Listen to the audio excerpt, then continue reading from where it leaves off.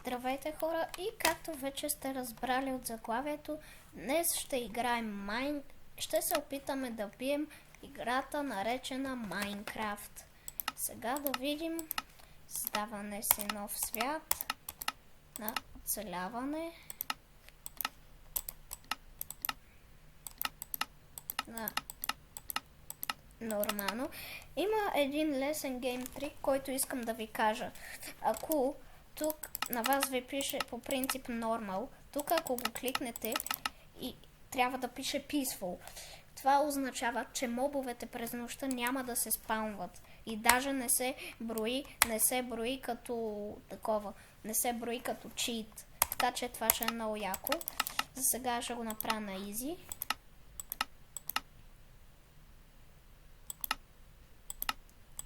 Така. С бонус чест. И тук ще си включим всички експерименти. И тук ми е така. А също тук, ако искате, може да вземете от някакво видео, някакво семе и да го поставите тук. Например, аз ще напиша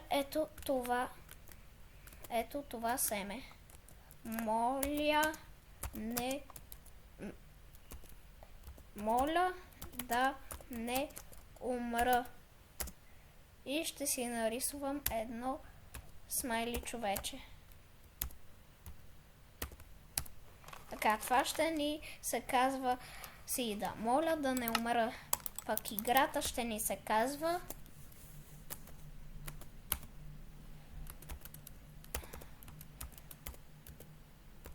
Първия път.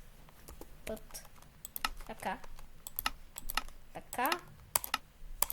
На survival, на peaceful и крейтваме си света сега. Изчакаме това да ни зареди. Може да скипнете тази част от видеото.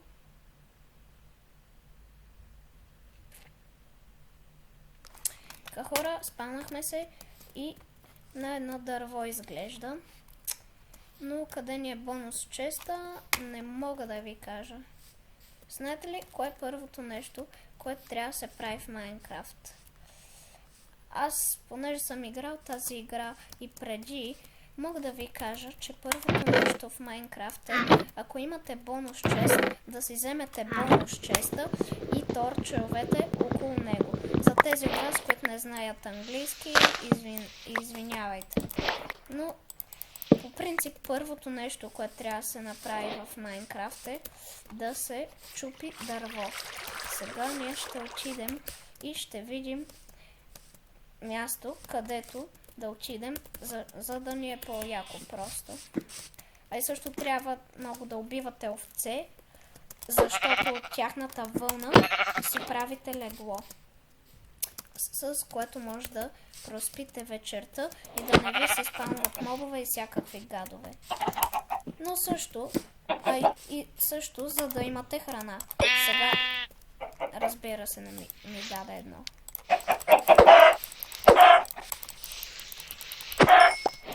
Окей. Все едно. Сега се съсредоточаваме върху това да вземем дърво с тази брадва, която ни е дадена от бонус честа и може би да убием кокошки. Защо не? Така, да видим. Това дърво ще изглежда много добро. Да видим.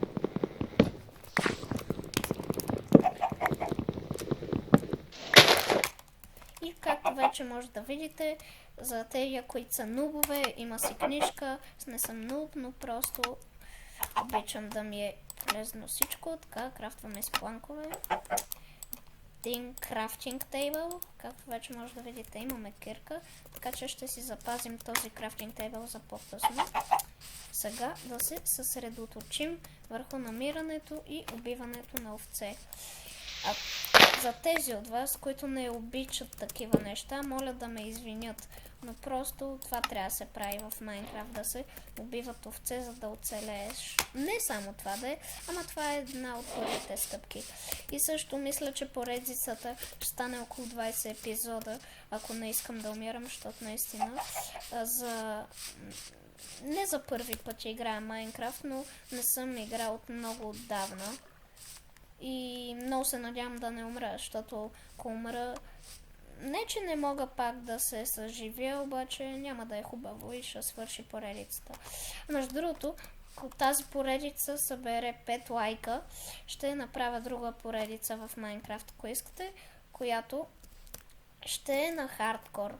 Тоест нямам право да умирам. Ако умра, не мога пак да се появя, да се съживя. Така да го кажа. Окей, май почва да се свечерява, а и също, да, щях да ви кажа, че ако се фърлите в водата,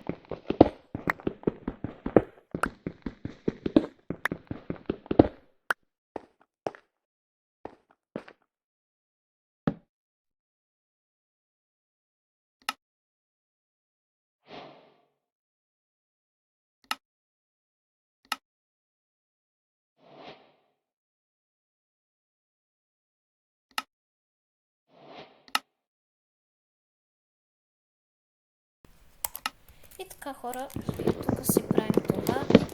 Също това е туториал една част, как се играе Майнкрафт. С тези от вас, които не знаят, това ще бъде нещо като туториал. За тези от вас, които знаят, ще бъде просто готина в поредица, в която се надяват да умра, защото мисля, че съм нуб, което не е много вярно, но не казвам, че съм про, защото Хора, току-що намерихме джакпота. Тази руда, която виждате тук, е емералд. Тя е мега рядка. Появява се веднъж, само веднъж, в най-големите планини и е толкова рядка, че просто не мога да опиша колко е рядка. Някои ютубъри я търсят с години наред. Окей, сега ще направим това. Ще натиснем F3 и ще натиснем F2. Да видим какви са координатите тук. Така, пак натискаме F3 и това наистина е много рядко.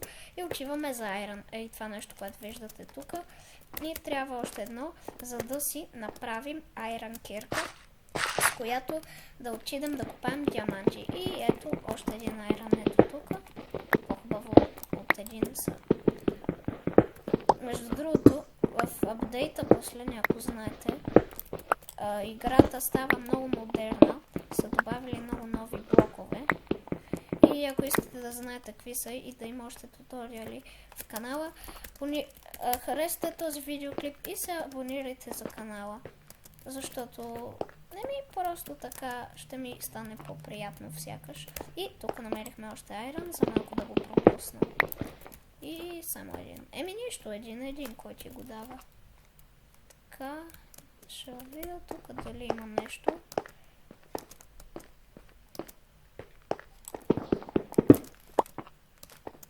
Но не мисля, че има. Да, тук няма абсолютно нищо, само смъртта ми. Но окей, сега ето това прасенце да умре. За че от вас, които не обичат, просто не гледайте. Това е мега странно. Има буквално... Аз сега нямам Optifine, обаче ако направя едно такова нещо и виждате как тук има едно блокче, което е буквално някакъв сняг, а виждате, аз около мен никъде другаде няма сняг. Това може да е едно от гличнатите блокчета от по-ранните версии на играта, обаче сега просто такива блокове не могат да се вземат. Или ако се вземат, трябва да си изложите света на риск. С една дума, дълги са процедурите и не ви препоръчвам да го правите. Как да имаш айрон? Тук има айрон. Окей, айрон е полезен. Ако има айрон, аз отивам да го взема. И освен това е интересно, защото нагоре от мен има сняг. 13 айрон, окей. Ще съберем още до 16 да видим. Охо, там има айрон в далечината, супер. Аз не го виждам къде е.